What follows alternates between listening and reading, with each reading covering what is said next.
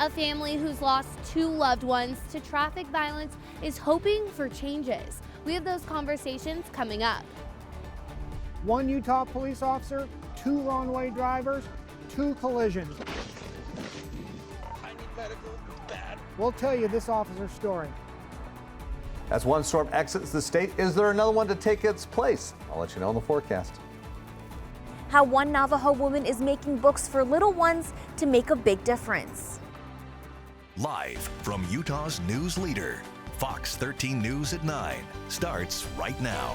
Good evening, everyone. I'm Bob Evans. Fox 13 News is driven to change and make Utah roads safer. All this week, we're going in depth on the biggest safety issues and solutions to them. As Fox 13 News reporter Avery Klenowski shows us tonight, one family has lost 3 loved ones on Utah roads.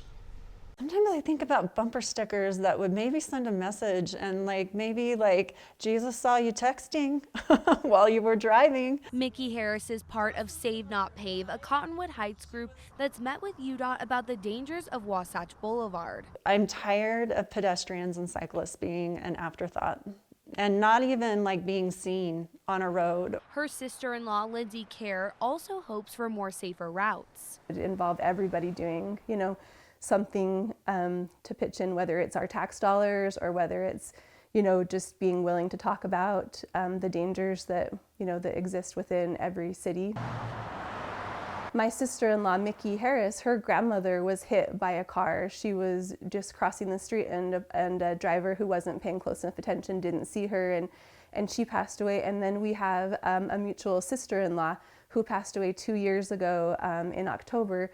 And she was just, out on a bike ride while her kids were at school. Their sister-in-law, Jocelyn Harris, was a wife, mother, and lifelong best friend. We did college together. We were on exec council.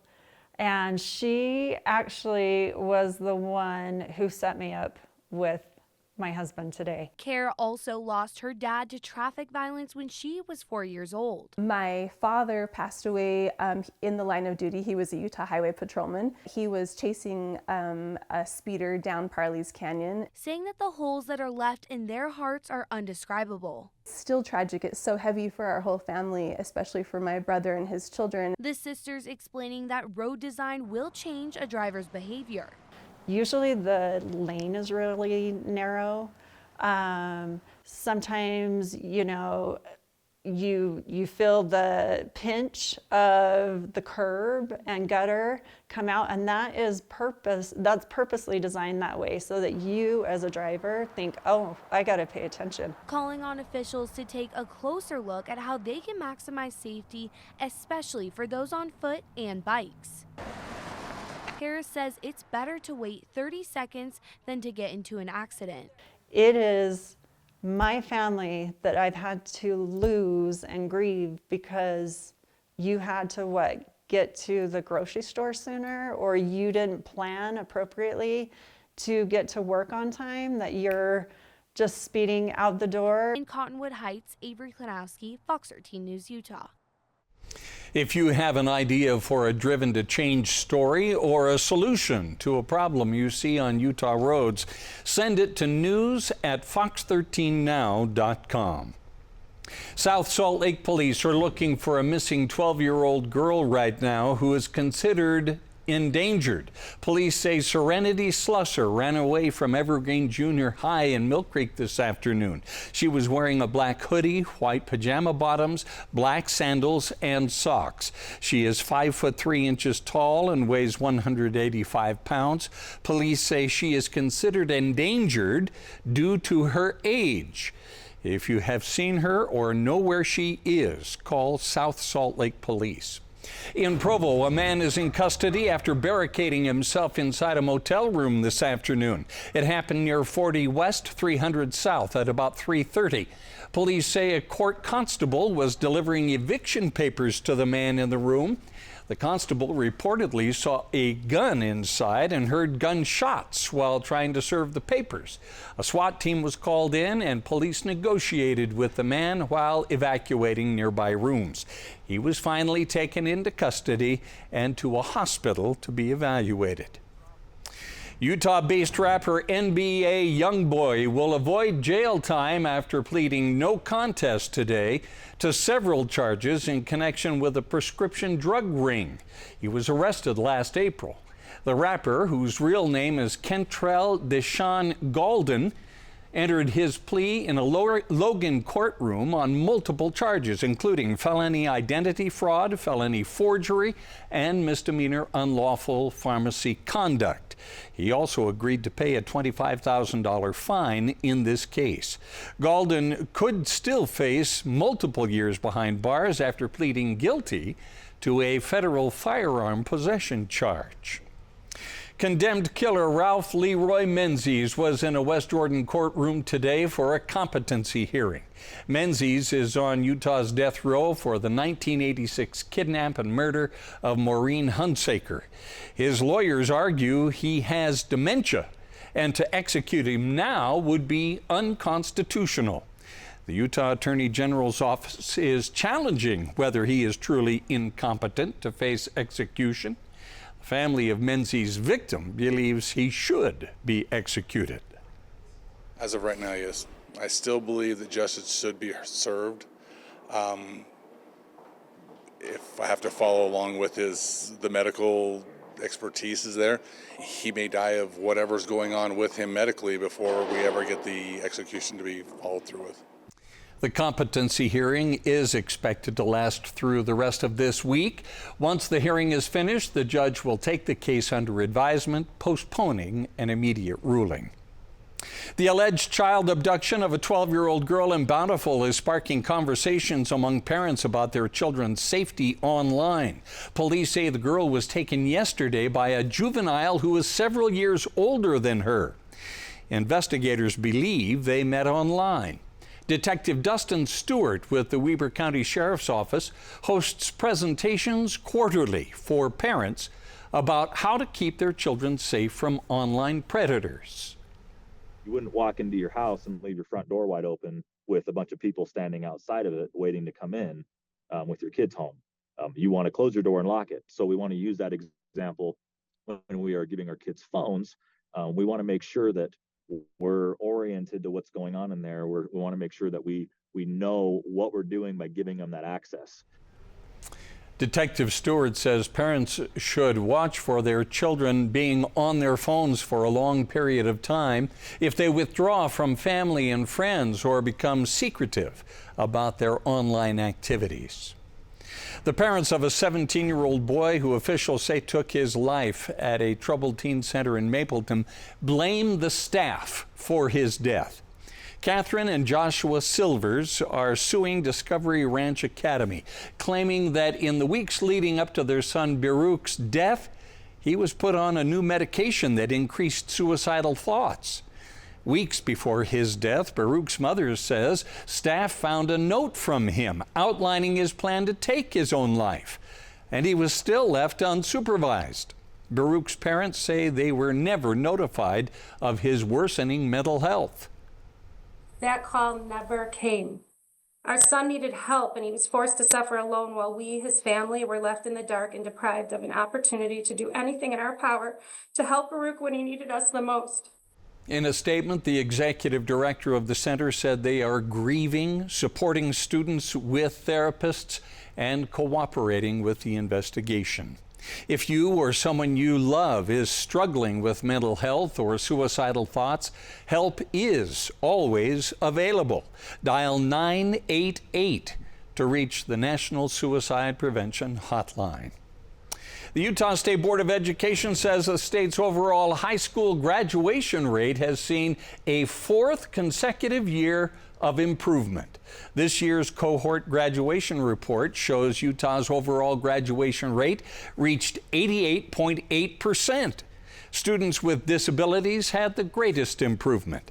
The report indicates 47,477 students graduated from Utah's high schools last year. Well, I'll tell you what, winter is, just look at that scene behind you, Breck. I know it's daytime video and it's night right now, but that is typical of what we're seeing right now. This is what we saw here this morning, and for some of us, we're going to see it once again come tomorrow morning. This is up Ogden Canyon as we had the snow falling, where it wasn't a big snow producer, that cold front coming through towards the tail end of the morning commute, but of course we had the showers overnight. They continue on throughout the morning and picking up, at least at the University of Utah, near, as you can see, close to an inch of snowfall. Olympus Cove, about 3/4 of an inch. Park City, just over an inch. Kolob Canyon, so even towards portions of southern Utah, we have the snow falling. And again, accumulations amounts for the valleys, anywhere from a trace to an inch and a half. Some of the ski resorts picking up 3 inches. But as I mentioned, we're not quite done with the storm as of yet. We're starting to see some clouds with a view from our Natural History Museum camera, where it's been quiet over the past few hours, but we're going to get a resurgence, getting some help from the Great Salt Lake. Now, the position of the front is turning towards southern into southeastern Utah. That's where we continue to see some light snow showers. Again, that's tracking over towards portions of I-15 north of Cedar City as you're making your way into Beaver. Now, as we take a look, as we go from I-70, moving from Green River over towards Grand Junction, we continue to see some snow showers there. Here along the Wasatch Front, as mentioned, fairly quiet. However, as colder air is going to be tracking across the Great Salt Lake, we're going to allow for that lake effect to happen here, which will spread snow here across the central Wasatch Front towards north end of the Salt Lake Valley, maybe potentially towards portions of the northern Utah counties. These temperatures chilly right now and will continue to drop. Thus, from the National Weather Service, winter weather advisories that will be in effect for tomorrow morning. For your morning commute, how much snow are we expecting? Who will see the greatest impact? And is there any more snow in the forecast? We'll take a look at that coming up in just a bit. All right, thank you, Brett. Coming up, Weber County comes together to support a police officer battling brain cancer. How that officer and his family are doing tonight. Plus, how BYU researchers are involved in a SpaceX Starship launch in Texas, scheduled for tomorrow. And protecting the Navajo language for generations to come. We'll show you how one woman is doing that in a way that is positively Utah.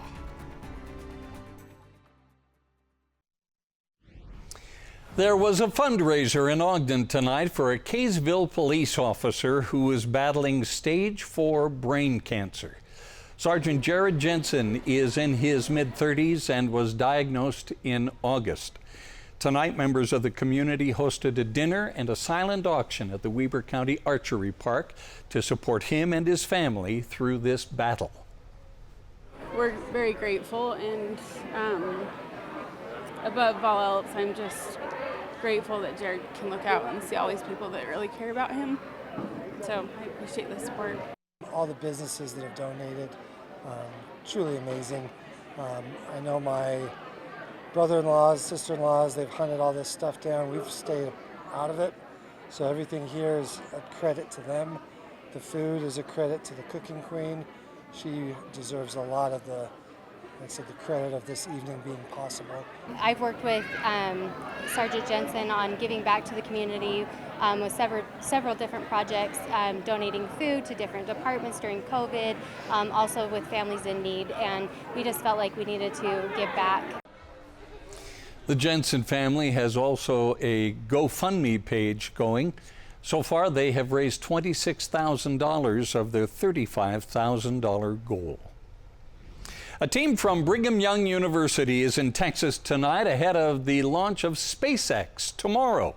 They're studying the Starship rocket, specifically how loud it is during liftoff and when it flies back to its base.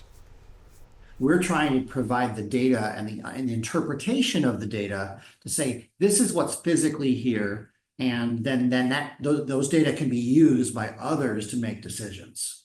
It's a really great responsibility, and we just have to do our best to do the best science that we can so that others can make the best decisions they can. They say the Starship is the largest rocket ever built. Preserving the Navajo language is critical to preserving the Navajo culture. One woman is trying to bring families together by passing that precious language on to the next generation. Fox 13 News reporter Maithili Gubi shows us. I am a breath coach, Navajo Medicine Woman, foundation training instructor. This is Latia Perry. They call me the headset lady. She's also a childcare provider. I immerse babies into the Navajo language, and the Navajo books I have weren't holding their attention. So she decided to hand make her own busy books for little kids called Sadbahojo, which means language that makes you happy. Her goal is to give families a tool for kids to learn their native languages. There's just so many things that you just can't translate into English, and that has a lot of meaning in it, and without it, those feelings are lost. That feeling of being home is lost, The books are interactive. And then put it on the fruit. And the pages are filled with basic Navajo words. Because we in Salt Lake City are not on the reservations. We are in an urban area, and we are so far from our home and the traditional speaking. Because we're on thin ice right now as Native Americans, and we need to stand up and teach our children. Dr. Quentin Kyle Kien is a Navajo traditional practitioner, so he understands the value of language. It is important that education resources bring out the importance of cultural heritage and sovereignty within our youth and our elders. And I think that's something that really took a big hit to every Native American community in 1819. It is called the Civilization Fund. Latia started making her books over the summer to bridge that gap. She goes to events and has been selling to other teaching programs as well. And it's not just in Navajo either. Morphed into other indigenous languages. So I have orders from several indigenous tribes. Hoping to save more native languages before it's too late. Prevent language extinction with these busy books. If you'd like to order these books, we have Latia's contact information at our website, fox13now.com. In Salt Lake City, I am Maithili Gobi, Fox 13 News, Utah. Well, have you got everything picked out that you're going to wear to keep warm tomorrow morning? Because you're going to need it. Oh, you will. That's definitely something to be considering right now, because we're going to see some very cold temperatures in some spots across the state, maybe some of the coldest temperatures we've seen so far this year. Well, at least here this season, I should say. Now, highs today, before the front hit across northern Utah, we did work our way up into the 40s, but quickly dropping throughout the afternoon. Ahead of the front, we did find several locations, temperatures above average, where highs across southwestern Utah were in the 50s. With that high, though, today in Salt Lake City at 45 degrees, again below average. It will be colder tomorrow. And here for the overnight hours, we're going to be seeing temperatures getting down into the 20s. Right now, though, we're seeing temperatures near freezing, so the precipitation that we do get will be snow. That is a concern, because as we allow for colder air to come through, we're going to see lake effect snow possibilities here in the overnight hours for the morning commute. Once we get past that, though, high pressure looks to build in. We get a break from the storms, at least through the work week. We look towards the weekend where we're warming up temperatures, but then we've got another storm lining up, as we'll be talking about that in just a few moments. But with the lake effect snow, National Weather Service saying, hey, we need to have a winter weather advisory in place, because we will have accumulating snow even for some valley locations. Now, it's going to be anywhere on a range between 1 to 3 inches as we go from Ogden to the north end of Salt Lake Valley. But there could be a moment that we see, at least on the west side of Salt Lake Valley, maybe seeing some brief snow showers that could stick to the roads. And definitely canyon travel will be a concern. I-80, I-84 making your way through Morgan. So again, as we take a look in different sections of the central Wasatch Front, Ogden to Salt Lake City, this is where we're going to see the accumulating snow and probably the brunt of the lake effect to snow. This is where we'll see, especially along the benches, again, that 1 to 3 inch range. So I-84, Highway 89 as you go between Layton, I should say Kaysville up through South Ogden, I-15, and then moving through the Salt Lake Valley, I-80, Parley's Canyon could be a concern, and the east belt route of I-215. Now, here's the position of the front that brought the snow earlier on. It continues to provide some showers, which as we look between Cedar City and Beaver, we could see some snow. And as you exit the state going from Green River over towards Grand Junction. Right now, things fairly quiet. We're seeing some clouds. The colder air is starting to push its way through. Once we get that really cold air, we get the lift. And again, that starts to happen once we get past midnight. Let's confirm that. taking a look at our computer models where you can see 3 a.m. we start to see the lake effect snow happening, and then it starts to fill in again as we look mainly east of the lake. So as we go from the north end of Salt Lake Valley up towards Layton, even into Ogden, we'll see that, and then pushing over towards Ogden Valley. Once we get into the afternoon, looks like things do improve, and then we clear out, and that's when we're going to see that break from the storms. But it's going to be chilly tonight, teens and 20s throughout most of the state. You see that lake effect snow there. That's a concern for your morning commute, and it's really the early morning commute. 8 o'clock to 9 o'clock it starts tapering off. Then we start to see the sunshine, but it is going to be downright chilly here as afternoon highs almost 10 degrees below average, where we're looking at upper 30s. Ogden through Provo, low 40s in Salt Lake City. Most locations through central Utah, upper 30s to 40s, and low 50s in St. George, where you're not seeing the showers and you're getting a nice warm up as we reach the mid 60s heading into the weekend. Then the storm hits, bringing some showers, cooling off just a bit. But this next storm that's coming through is kind of a warm one. It's coming in from the west. It'll provide for some rain showers for the Wasatch Front Sunday and Monday, dropping temperatures. But we see temperatures return to the 50s here for the next few days. But just be mindful of that snow come tomorrow morning for the central Wasatch Front. We're back after the break.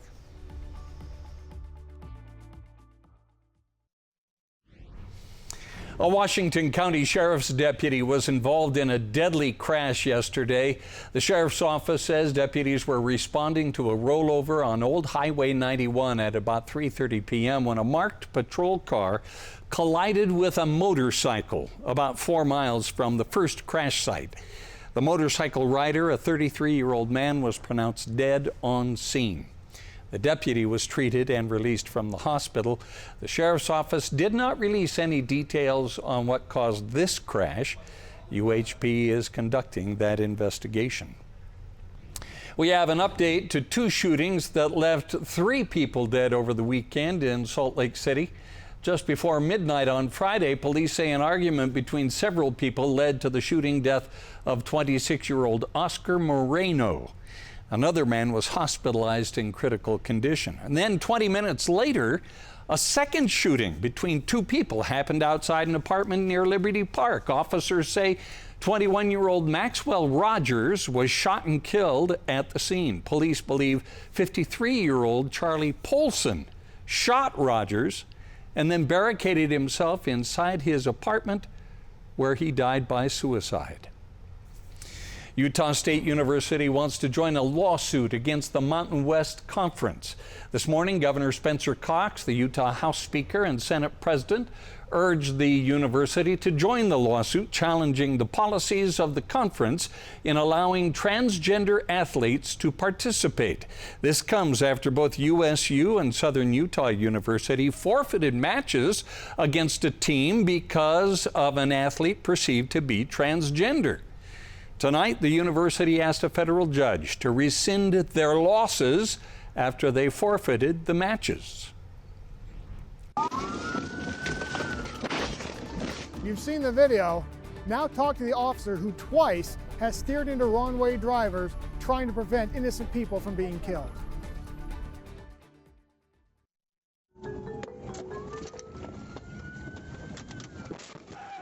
Last night, we told you how Utah police are trying to save lives by steering their cars into wrong-way drivers. I basically treated this as like a shooting situation.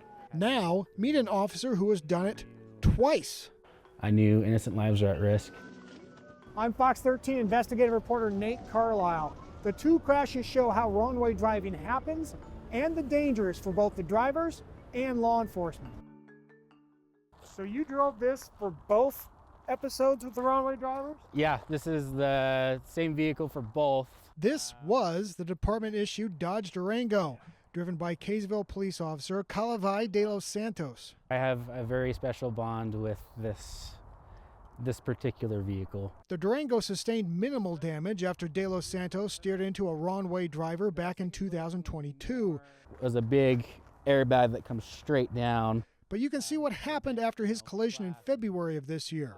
You know, the seatbelts, obviously. I'm a huge advocate. Wear your seatbelt. The front end is the same as a civilian model, with no extra protection. Airbags hurt. But let's go back to 2022. De los Santos, the son of a police officer, was in his second year at Kaysville. I remember hearing the tone come out, hey, we have a wrong-way driver, and it was coming in from the south. The car was traveling in the southbound lanes of Interstate 15. A state trooper tried to intercept. And then I heard him say, "I missed," and it was just radio silence. Now I'm trying to figure out what I need to do. How can I stop this? So I took the initiative. It was risky. Officer Madsen lost his life this morning after a crash. A year earlier, a Tampa, Florida police officer and the wrong-way driver he was trying to stop both died after the officer steered into him on a freeway. Officer Madsen leaves behind a wife, 2 sons, and a 10-year-old daughter. When I came around the bend and actually saw those headlights, it became very real for me. Make the adjustment in my car and I make a collision with them. De Los Santos managed to hit the oncoming car on its front left side, and he successfully stopped the driver. Prior to this incident, I had no training, no idea as far as how to even go about intercepting this car. Where'd you even get the idea then to collide with a wrong-way driving car? On social media, I follow quite a bit of different police pages. Not long after that, UHP provided its troopers and local police, including De Los Santos, with training on wrong-way drivers. That training does not allow anyone to actually steer into an oncoming car for safety reasons. But the training also is not standard across the state. It's up to chiefs and sheriffs. Then on that night earlier this year, that one felt more just like muscle memory to me. This occasion, De Los Santos didn't have time to get in front of the wrong-way driver.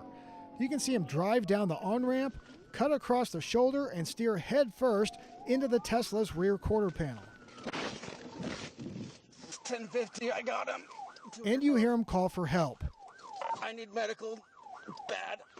De Los Santos lost feeling in his legs on impact, but he was not severely injured. The wrong-way driver suffered no serious injuries. While the driver in the 2022 case pleaded guilty to DUI, the 2024 driver tested negative for drugs or alcohol. Instead, he pleaded guilty to reckless driving and reckless endangerment. We're prepared to move forward with sentencing. Last week, criminal defense attorney Brady Stewart told a judge what happened. Was in a car, a Tesla that had self-driving capabilities, and he was unfamiliar with the area where he was driving. So the vehicle turned down the wrong way. I think he was feeling drowsy. He put his car on self-driving mode, thinking that was the safest decision to make. In part because the driver had prior felony convictions, the judge sentenced him to 30 days in the Davis County Jail, 30 days of wearing an ankle monitor, and 2 years of probation. Did you assume both drivers were drunk? No, I didn't know anything about the drivers until a couple months after each incident. Like other peace officers who have steered into wrong-way drivers, De Los Santos has been commended. Earlier this year, Kaysville gave him the key to the city. The mayor and the city council retroactively declared February 9th, the day of his most recent collision, Calave de los Santos Day. I don't plan on doing this a third time. I don't want to do that again, but in Kaysville, everyone here at this department and Highway Patrol knows I would do it again. Nate Carlisle, Fox 13 News, Utah. I need medical. Bad. Can't thank him enough for his dedication to keeping the rest of us safe. This is Crash Responder Safety Week, and the Utah Department of Public Safety is reminding drivers to give first responders plenty of space on the road. Drivers are required by law to move over or slow down while officials are responding to crashes or other traffic incidents. The rule protects police, firefighters, snowplow drivers, tow truck drivers, and other crews. Winter months have the highest number of crash responder incidents. One UHP trooper recalls a terrifying moment at the end of May. So I was up near Ogden on I-15 where I responded to road debris on the highway. I turned my emergency lights on, pulled into the shoulder on the left side, getting ready to make a plan to get this road debris out of the highway, when a big Dodge Ram came behind and saw it at the very last second and hit me from behind, where I was pushed onto the highway and hit by another vehicle on my front side with 4 total vehicles involved. Trooper Worth went home with minor injuries, but officials say in 2023 alone, 45 crash responders nationwide were struck and killed in traffic-related crashes. In Utah, 3 first responders were killed last year. If you can't move over an entire lane, at least slow way down and move over as far as you can to allow room for the responders to work. 5 months ago, a road rage bill passed the legislature. It now increases driver license sanctions, penalties, and impoundments, all to serve as a deterrent against road rage in Utah. Since that law took effect, there have been at least 60 road rage incidents. Some of those incidents have turned deadly. Over the summer, Cindy Brown lost her brother-in-law, Michael, during a road rage incident in a Lehigh neighborhood. Fight ensued, and Mike was beaten and knocked to the ground where he hit his head. Michael's sons watched the whole thing. He was flown to Intermountain Medical Center, where he died the next day. To avoid further trauma for Michael's sons, his wife decided to accept a plea deal, resulting in a guilty plea for the suspect, who ended up with 5 years of probation and no jail time. While we're happy that there is a law and we hope that people take it seriously, we were also so disappointed that couldn't apply to Mike. If you have a Utah Driven to Change tip, story, or even a solution to some of the issues you see on Utah roads, send our traffic reporter Katya Stepovic and our newsroom an email at news@fox13now.com. Fox 13 News will have content all week long focused on making Utah's roads safer. Coming up, an update on President-elect Trump's proposed cabinet picks and the controversy surrounding some members.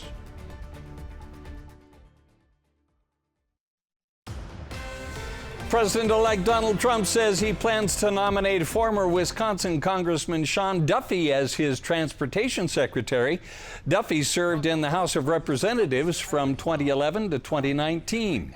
In 2020, Duffy joined Fox News as a contributor and recently was a co-host on Fox Business. In a statement, President-elect Trump says Duffy will use his congressional relationships to help maintain and rebuild the country's infrastructure. President-elect Trump is nominating Chris Wright to be his energy secretary.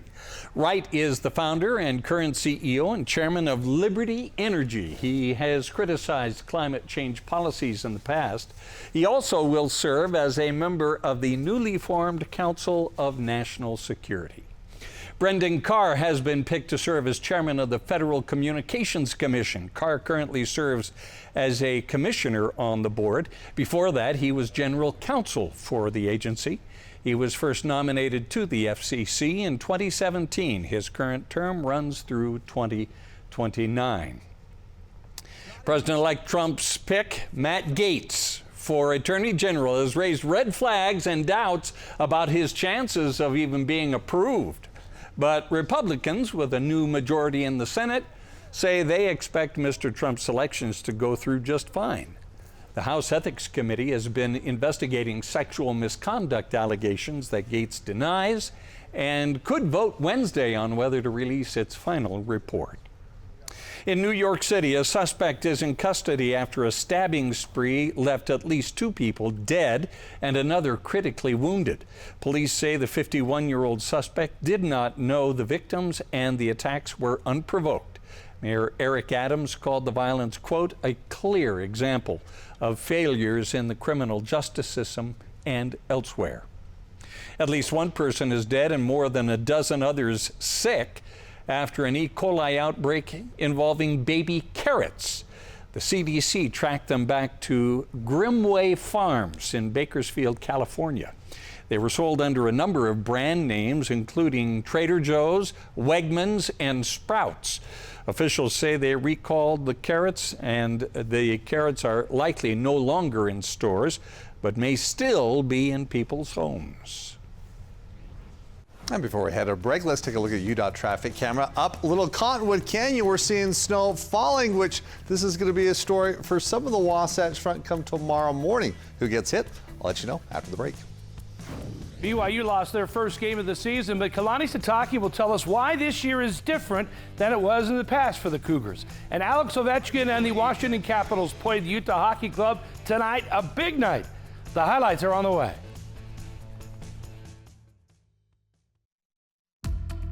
We just saw up Little Cottonwood Canyon and the snow is coming down there, and if it's snowing in Little Cottonwood Canyon, what does that mean for the valley floors tomorrow, Mr. Bolton? Is that a foreshadowing of things to come? I think it is. I think so too. Yeah, we got some concerns with some lake effect snow that could impact portions of the Wasatch Front come tomorrow. I want to just give you a quick update. You're probably hearing about this right now. Atmospheric river that's going to be pushing on shore here, Northern California up to the Pacific Northwest. When you hear that, what does it mean? Well, it's like an actual river, but it's up in the sky where we've got moisture pushing on shore here, looking over towards, again, Northern California and moving up through Oregon. And it's a lot of moisture coming in. As it does, it gets that lift. It gets a lot of precipitation being produced, as we're going to see that over the Sierra Nevadas and then moving up through Oregon, even in portions of Washington. As it does move through, it can produce heavy rain, a lot of snow, pose problems for flooding and mudslides as well. That's what they're going to have to contend with. Let me just show you what we're going to be looking at here as we move through the week. A lot of precipitation. Portland forecasting 2 to 3 inches moving through Northern California. Some locations we're talking about inches of rainfall, 7 to 10 inches. Not to mention, or to also add on to it, for some of the mountains, they could be picking up over 2 feet of snow. Now, why do I talk about this? Because as we take a look at that surge of moisture, that atmospheric river that's going to be, again, really having a big impact in Oregon and Northern California, some of that moisture makes its move towards the state of Utah as we head into the weekend. Now, it's a little early to tell, but models showing that if this does hold together, we could get slammed with the mountains of northern Utah with a lot of snow as we look towards the beginning of next week, which is good news. The ski resorts licking their chops, thinking if we could get that coming in right before Thanksgiving, we definitely could be having a great start to the ski season here, even as we look towards that first holiday. Now, outside right now, it's cold. It's going to be a very chilly night. It's these cold temperatures as it moves across the Great Salt Lake with some lingering moisture. We're going to get that lift and lake effect snow, which will have an impact, particularly from Ogden through the northern end of the Salt Lake Valley, potentially on the west side of Salt Lake Valley for a period of time over towards Park City, Cottonwood Canyons, and we also need to mention as we move up towards Morgan as well. Now, looking ahead, chances of precipitation.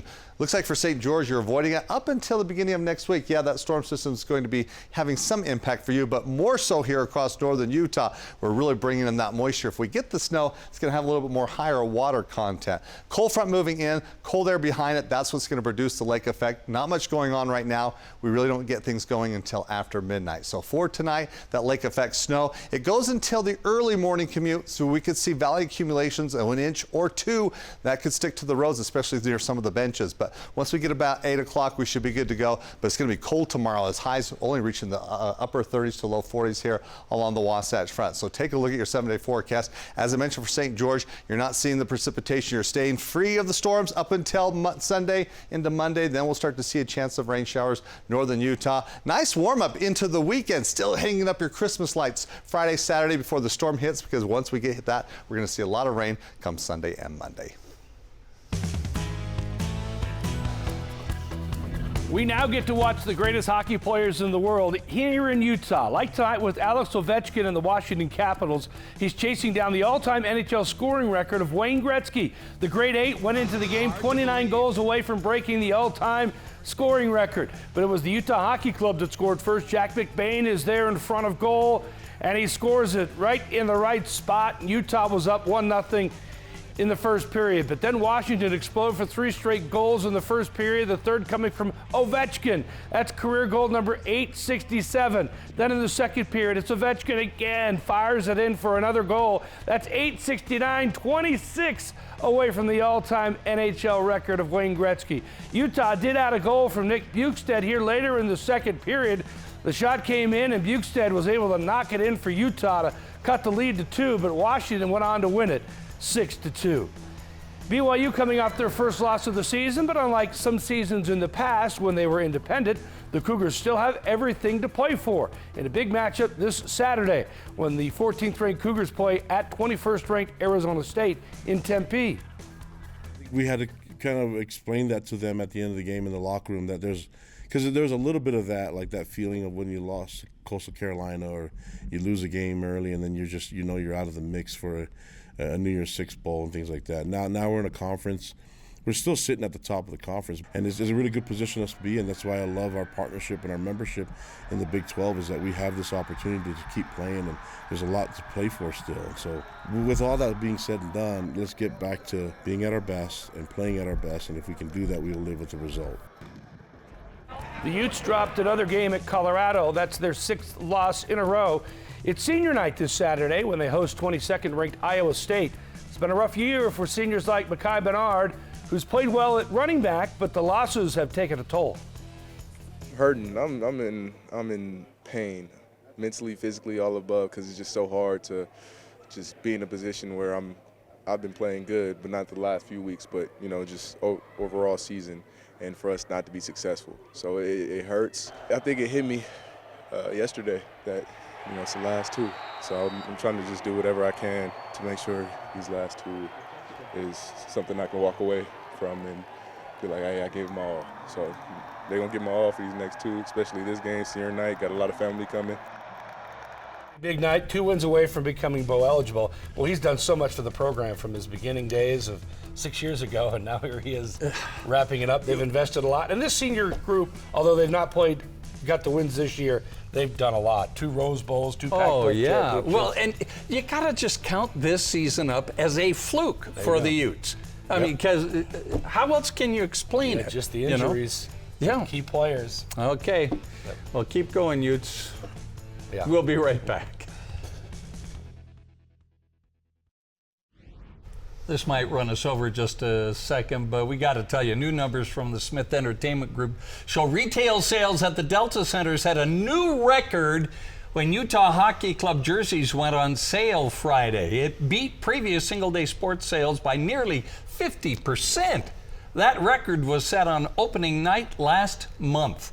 Around the NHL, it was the best ever regular season single-game net merchandise sales total. The team says jerseys sold out online in 24 hours. Wow. There are still some available at the team store. I saw a couple of our reporters have them on here last week. I saw them. There was a lot of people at tonight's game wearing them. Well, I tell you what. Hot item. Utah Hockey Club, any question as to whether you're wanted here in Utah? Yeah, right. Quickcast is next.